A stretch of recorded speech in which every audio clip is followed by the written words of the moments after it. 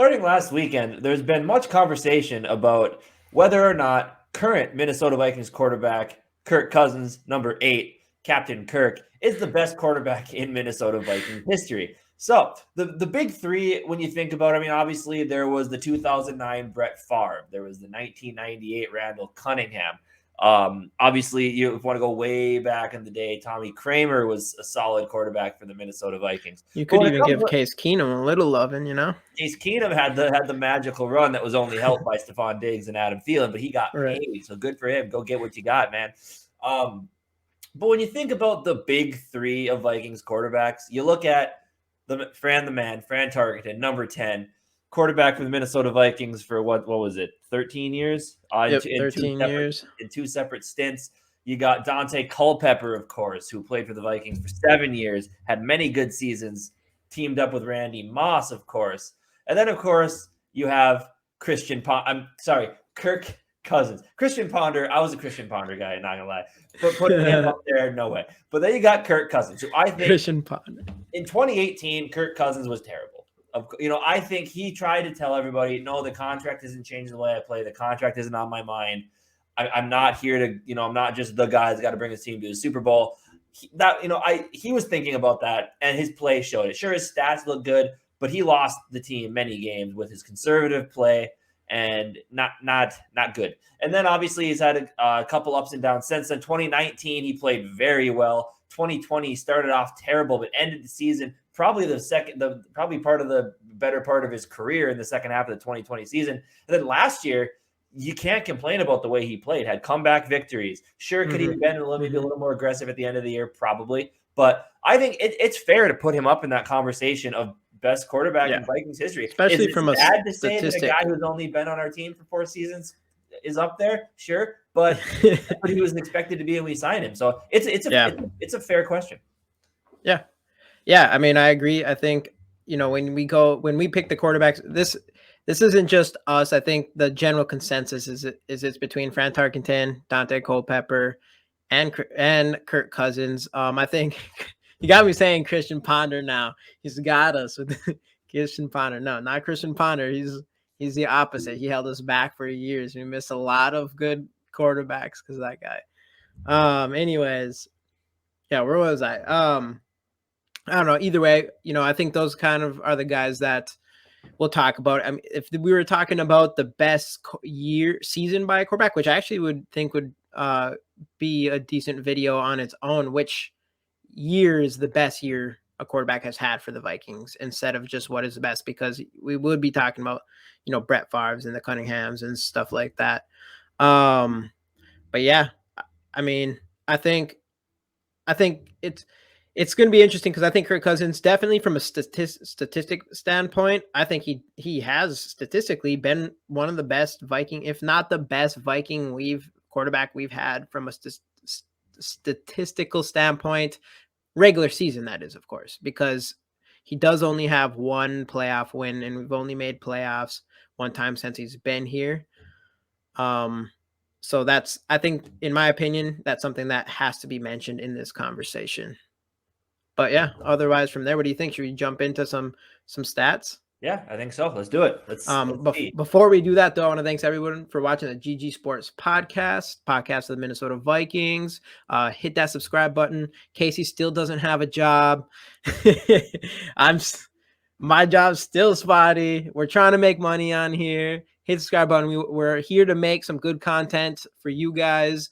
We want to have some excellent giveaways in the future, all that good stuff. And subscribing is the easiest way to support our channel. So yeah, let's move on to the stats. All right. So now looking at these stats, it's a little bit, it's hard because obviously the game of football has changed so much from back in the days of Fran Tarkenton that it is a little odd to look at these stats. It is kind of sometimes hard to compare, especially the amount of games that Tarkenton has played with the Minnesota Vikings over the other two. Yes. So it's going to be a little different, but we did want to look at the stats. We picked the stats that we feel are most important, most indicative to. And this is, you already mentioned this is their entire Vikings career. So it is going to be skewed. There's gonna, there's injuries. There's all types of reasons why. So we know this, but at least we'll get a general idea of what their stats have been and how they stack up to each other. Right.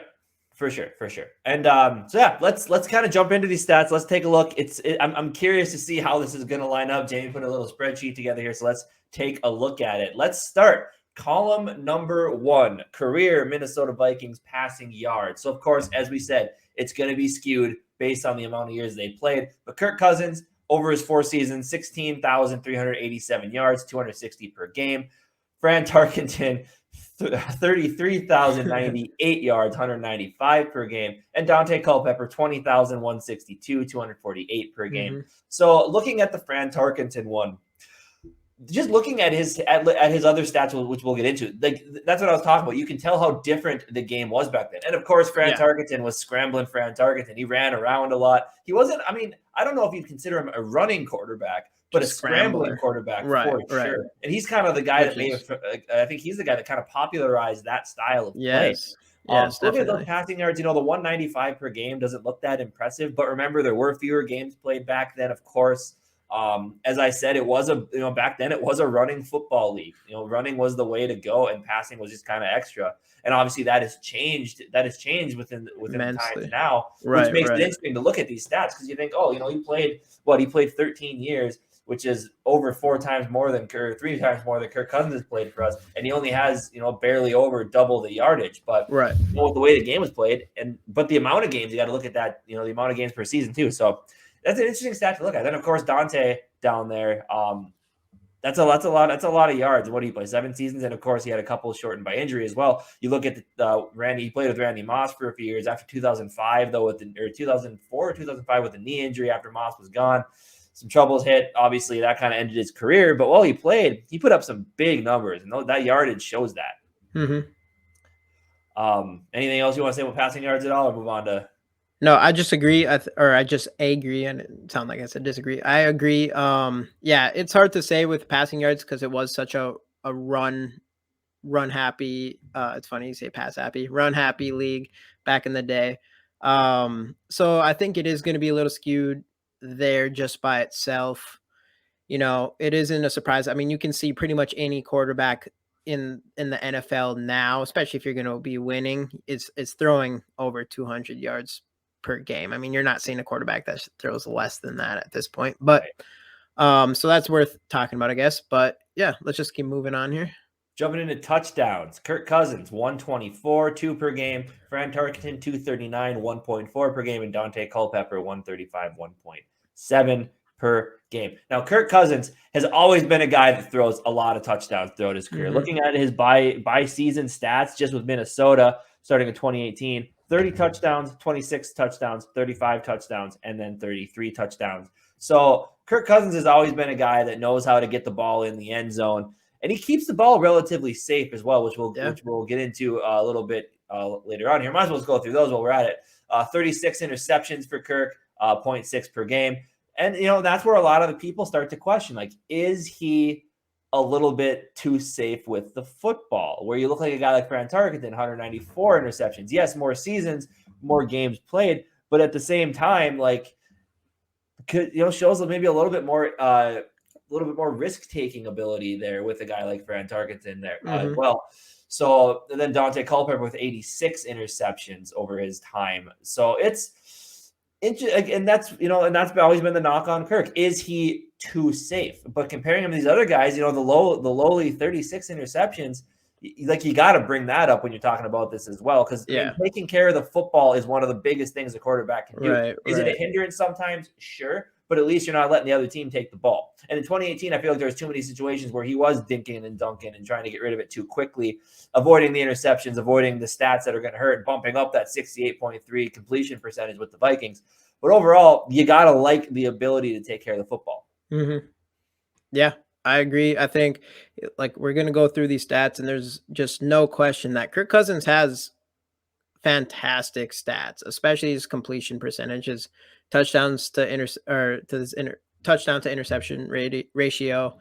But yeah, you do have to, we'll dig into it a little bit more, but I do think how, like, making big plays and stuff is very important. And that's why I think, I know we'll dive more into it, but the record, or a regular season record and playoffs and all that stuff, isn't all on the quarterback. It's not a quarterback stats.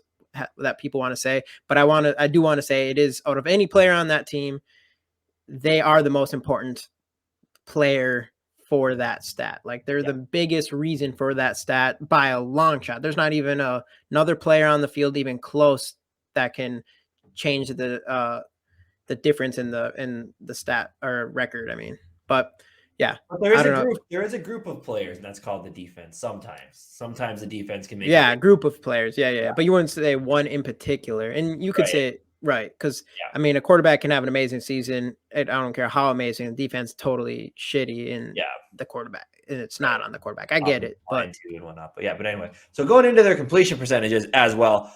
As we talked, and this kind of goes back to the safety thing. Kirk Cousins, 68.3%. Fran Tarkenton, 57%. In today's NFL, it doesn't look very good.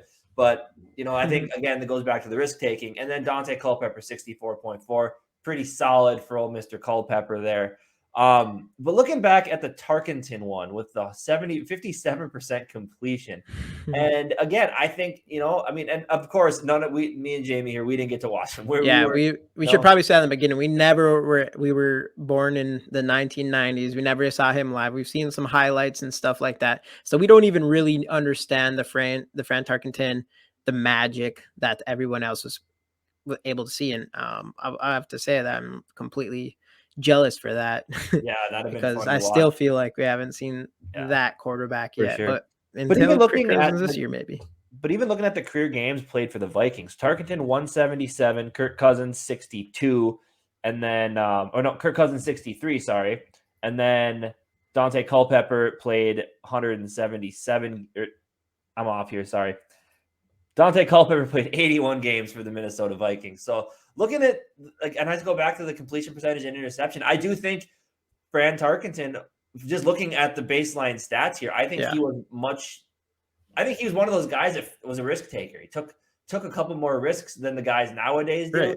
Right. Back in the day, I mean, who knows how much they were knocking, nowadays with the way stats are so out there with analytics and with stat sheets and stuff. Like, I think with Tarkenton, there was a lot of it where maybe it wasn't, as big of a deal if you threw a lot of interceptions. They wanted you to be more risky. So it's interesting looking at these numbers and comparing them to each other, and just you can kind of see how the player thinks and plays based on that completion percentage. And Kirk Cousins has been kind of known as a dink and dunk quarterback, though the yards per attempt, 7.7, is more than Fran Tarkenton and just as much as Daunte Culpepper, who had Randy Moss to toss the ball to many of his years with the Vikings. So it's it's, if you want to call him a dink and dunk quarterback, you can't look at those stats and at least for his Minnesota Vikings career and call him that. I mean, sure, sometimes it looks like that, but overall, I mean, matching Daunte Culpepper, who had some good receivers in his time, I don't know. Right.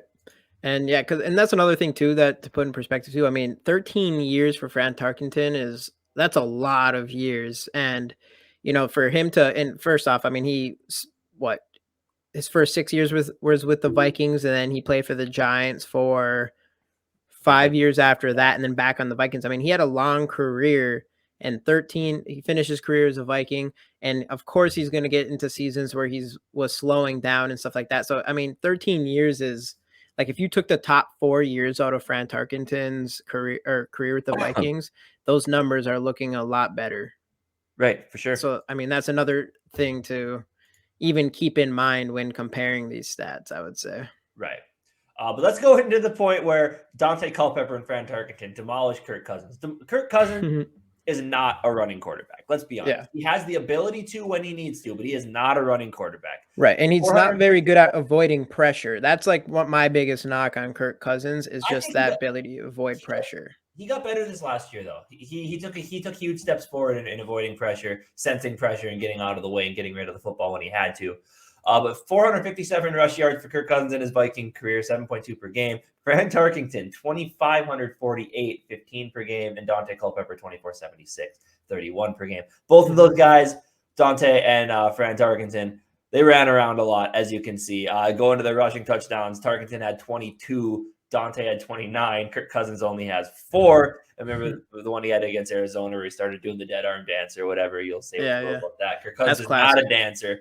But again, and that just shows, I mean, the difference in even how the last few years have gone, and we're starting to see it more and more, how people kind of are switching to that scrambling I think he wants to be more of a scrambling quarterback. Obviously, you look at a guy like Lamar Jackson, who that came up too. Is Kirk Cousins better than Lamar Jackson at Yeah, no, quarterback? that did. Just to interject, I'm not going to say one or the other. I mean, obviously saying that, I'm sorry, already going to get a bunch of hate there. I think if you want to look at pure pocket passing quarterbacks, and you can see it by the stats. Kirk Cousins is a pocket first passer who has some ability to scramble and run when he needs to. But a guy like Lamar Jackson, and that's what makes Lamar Jackson so great. And you can even say that with Fran Tarkenton and Daunte Culpepper, is there was the extra addition of, are they going to scramble around, avoid pressure, get the ball downfield? Because Lamar Jackson, throws some interceptions, but the guy has an arm. He can throw the football. But everything else, it's like, is he going to run on us? So you got to take a guy out of your defense to spy him. So that extra element with quarterbacks like a Fran Tarkenton, like a Daunte Culpepper, like a Lamar Jackson, to where the scrambling is so evident and the running is as well, and the throwing, they can still throw the football. It adds that extra element, which makes it a little bit tougher to defend than a guy like Cousins, who, if you keep him in the pocket and get some pressure on him, he might crumble, might make a couple bad decisions. So just, again, looking at that as well, that's something you got to factor in also, is what's the scrambling and running ability like? Because it definitely helps quarterbacks out, and that's why it's shifted to having that type of quarterback play these days. Yeah, I just definitely 100% agree. I think, having that extra, especially, I think just avoiding pressure, being of just like you see, like Patrick Mahomes, for instance, is insane at avoiding pressure and extending plays, like throwing left armed, whatever. Like that's an ability I think in this NFL today is almost like you want to have that these days. I mean, there's so many quarterbacks that can do that because it's just important. Especially if you don't always have the best offensive line. I mean, hopefully you would, I guess, but still, I think that's an important trait, especially now. And yeah, I guess that's something like you said, Fran Tarkenton, Daunte Culpepper have. Kirk Cousins, you said that you mentioned that it was better this year. I agree, but I still, in my opinion, feel like he still doesn't sense it as like there's times where he'll just get hit and you don't understand how he didn't notice they're there or whatever. You don't see that with guys like Mahomes and stuff. They just know. And then, then there's guys like Sam Bradford, who's even, much worse at that. And he was like a statue and couldn't move at all, even though he had all the arm talent and stuff. So I'll give Kirk Cousins a bump above him. But even Case Keenum, we saw him avoid pressure pretty good a lot in that season. He made some crazy plays like that. Yeah. And you just don't see that a lot with Kirk Cousins. And that might be a reason why, he hasn't won a lot yet. But yeah, if you could combine the best parts of Case Keenum and Kirk Cousins, you easily have a top 5 quarterback. Yeah, like Kirk Cousins is the mindset, the balls, of course, as Zimmer said, Case has big balls, the scrambling ability and the arm and that, like the head of Kirk Cousins to make a smart decision. But Keenum's decision making just to chuck it and sometimes just grip it and rip it. Yeah, I think you have to take chances sometimes. Like Brett Favre, he's always the perfect example of that guy who will just throw. I mean, we saw the Greg Little play. Just toss that ball down the field and give your players a chance, because you can't. I just thinking too conservative. You can be too conservative. Too conservative is not going to win championships, I don't think. Or it's just in the big moments, you just got to take that chance. Because Case Keenum is Stephon Diggs. Exactly. Take a shot. But yeah, which I don't think he's we'll see this year. I think this year for me will be an interesting one with Kirk Cousins, because we did have Mike Zimmer, who was also a very conservative person. So it'll be interesting to see if Kirk Cousins is a little bit less conservative this year and starts throwing that ball down the field. That's what, if he starts doing that, I think the sky is the limit for him. Yeah, definitely. And then for you, quarterback wins being a stat thing, we'll go into that as well. Regular season record for Kirk as a Minnesota Viking, 33, 29, and 1. He is over 500. He is 500 in the playoffs, so at 1-1. Fran Tarkenton, 91, 73, and 6, 6-5 in the playoffs. Made it to 4 Super Bowls. Unfortunately, obviously, never won us one. And then Daunte Culpepper, 38, 42, and 0, 2-2 playoff record. So, do you want to? Should we rank the quarterbacks? Should we do it, or should we leave that for the fans to do down in the comments? So, let's rank them. No, I want to rank them. I want to go in this a little bit more, because I already mentioned it earlier. I feel like I'm in between. Like, I think stats are important and I think record is important for quarterbacks. I'm not totally like, if you don't, you can have good, like, look at Matthew Stafford, for instance. He was on a shitty team, had great stats, goes to a better team, and then he wins a Super Bowl. So obviously, regular season record and stuff doesn't mean everything, because he has the stats. But I also think that I don't think stats are everything, and I do think having a good record and playoff record and that stuff matters. So before we rank him, I mean, regular season record for Kirk Cousins, 33, 29, and 1. And I want to say, like, the talent has been there for Kirk Cousins, in my opinion. The talent has been there. Yeah, we've had injuries and there's all those things, but we've had way worse talent around our quarterbacks. I mean, it's probably some of the best talent we've had in the last like 10, 15 years overall. Regular season record for Fran Tarkenton, 91, 73, and 6. Daunte Culpepper, 38, 42. So he actually has a losing record. And then this big one is a playoff record, 1-1. Kirk Cousins has been here for 4 years. We made to the NFC Championship the year before Kirk Cousins came. I think that's worth pointing out. And then, we went to one game, or playoffs 1 year out of the 4 years. And we won the first game against the Saints, which was actually an awesome game from Kirk Cousins. And that was super exciting. And then he came out the next weekend. I don't remember how well he played. Do you remember that? Yeah, it was that it wasn't the offensive line failed. He did not have his best game. He had the one touchdown to Diggs on the opening drive.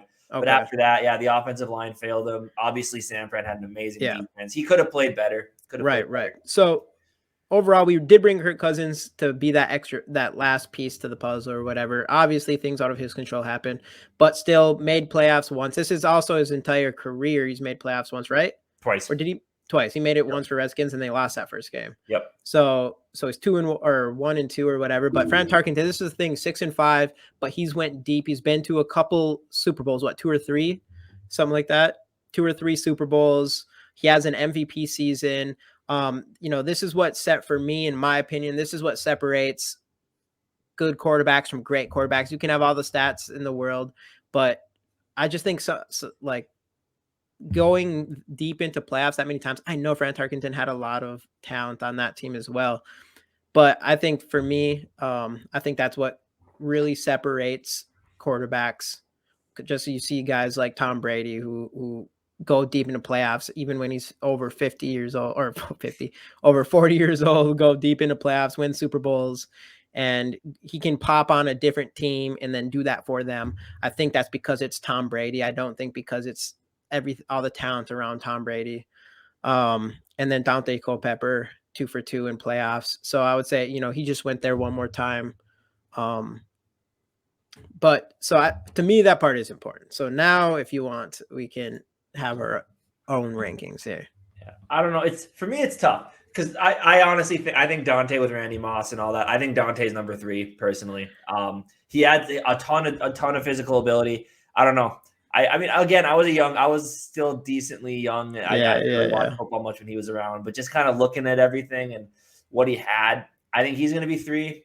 Man, I don't know. These top 2 are tough. I'm not going to do it. I'm going to wait till after the season before I make that determination. So I think I don't know. I think now you got to give it to Tarkenton for the legacy pick, because Cousins, like you said, I mean, he's shown he's a good quarterback, but I want to see him this year. I think he's going to take us deep into the playoffs, at least this year or next year. If that happens in one of the next 2 seasons, and he keeps playing this way and he keeps not being a reason we lose games, but helping us try to win games and someone else falters it. But I really want to see what it's going to be like. So I'll put Tarkenton a hair above Kirk for now, but I want to see what Kirk does in the next 2 years. Yeah. Challenge to 8.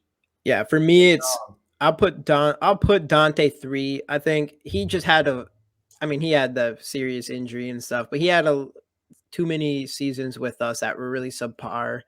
So I'll put him number 3. I'll put Kirk number 2. And to me, it's easy that Fran Tarkenton's number 1. Obviously, the stats aren't the same. This is a different time, but you're talking about a guy that played for 13 years for the Vikings, bringing us to Super Bowls. Not like, to me, that's just a whole different ball game than making the playoffs twice in your entire career, once with us and winning 1 game. And yeah, if Kirk Cousins comes in and we go deep into playoffs and win a Super Bowl or something like that, even make a Super Bowl, I still don't think I'd put him above Fran Tarkenton yet. Unless his regular season was seriously that ridiculous at the same time. And if Kirk Cousins wins us a Super Bowl, he's the best athlete in Minnesota ever. Let's be honest yeah, here. yeah. No If he wins doubting. a Super Bowl, If Kirk Cousins wins us a Super Bowl, he put a statue up of Kirk Cousins. It won't even matter. Yeah, honestly, if he wins a Super Bowl, everything could change. Everything could change. But from what I've seen, I've watched the stats. He hasn't convinced me he can win the big game yet. He hasn't, like, I've seen him not play. I just haven't seen him step his game up in the games that he needs to step his game up. And those are what guys like Fran Tarkenton did. And that's what separates me from him until I can see him do that, which hopefully is this year. I think this is the year that we see. He has everything he could ever want, including, I think in my opinion, I don't think offensive line is going to be a big enough excuse this year. I think our offensive line is going to be better than it was last year. And the one last year was still better than the ones that he had before then, which isn't saying much, but still. So he has more to prove to me. The stats are insane. I mean, especially when you're comparing it to the other greats here. I want to see more from him in big games. You know, if you don't, it's the greatest quarterback of all time. There's always that argument between Dan Marino and Joe Montana before Brady destroyed everything. And it really came down to Dan Marino not winning a championship that Joe Montana was like probably the most popular pick to be that guy. And even same with Peyton Manning, if he never won a Super Bowl, it took him a little while, we wouldn't be looking at him the same way, because I think for a quarterback, whether you like it or not, it's going to come down to winning in Super Bowls. And, I know it's not just the quarterbacks. Quarterback's not, or what is it? Record isn't a quarterback stat or whatever. I understand that winning's not a quarterback stat, but like I said, again, they are the most important player to your winning. If a single player, the most important one, they can win a game and bring you to a Super Bowl mostly because of them. We've seen that happen before, where a quarterback can take a team on their back and push them to or at least good chances at winning a Super Bowl or deeper into playoffs, And you look at a guy like Eli Manning too. So you brought up Peyton. Without those Super Bowls, nobody's looking at him even close to a Hall of Famer. And he played amazing in those 2 Super Bowl seasons in the playoffs. Right. So he's going to be at least talked about, and that's a conversation. And that's a conversation for a different day. And we've ran out of time for this video. But let us know down in the comments your thoughts. Very interesting conversation. How would you rank these 3? Maybe you got somebody else you think is the best quarterback in Vikings history. Let us know that down in the comment section. If you do want to check out some of our other videos as well, remember to click the links right up here. Most importantly, though, subscribe to the channel, watch our videos, get us to 1,000 subscribers, get us to 4,000 watch hours. Get us monetized. The more money we make, some money, we up the grading of our content. We produce better content. We do giveaways. Everybody's happy. Everybody benefits. Everybody prospers. So that'll do it for this episode of the DG Sports Podcast. Thank you very much. SKOL Vikes.